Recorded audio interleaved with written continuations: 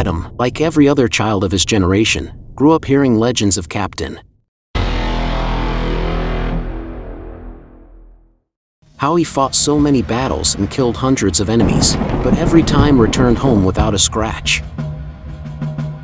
How he had killed without even looking at his target, only by hearing the sound of the movement. One of the stories was that once he hit a moving target from 2.5 miles distance. He was also popular for his duel. He could disarm his opponent without the shot hitting him. There were hundreds of stories like this. The only problem was no one has ever seen these happening. Neither did they see the man. Some claimed they did, but they were simply lying. There was this myth about Captain Anderson: he only appears when people are in dire need. He solves their trouble and then disappears mysteriously. Deputy Adam was in dire need now. It was not only his life but his town and its 200 people's fate depended on this folk legend. It was one evening when finally he could see some green in distance. The desert of the dead was about to end. He was going to enter the jungle of doom. Adam felt some sense of relief. He assumed there would be animals in the jungle for him to hunt. He was sure there will be water. He was so tired and hungry, he desperately needed both.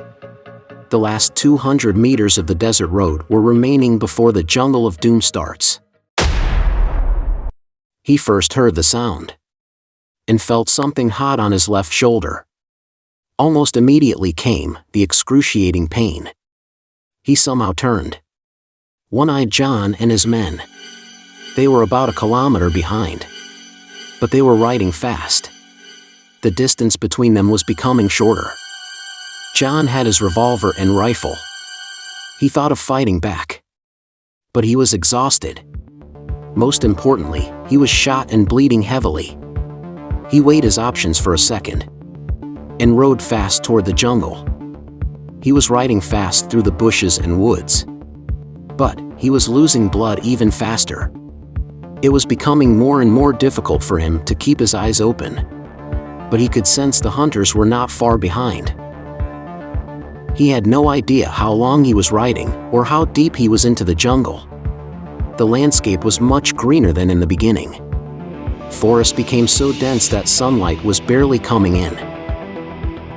Adam finally gave in and fell down from his horse. The grasses on the ground felt so soft.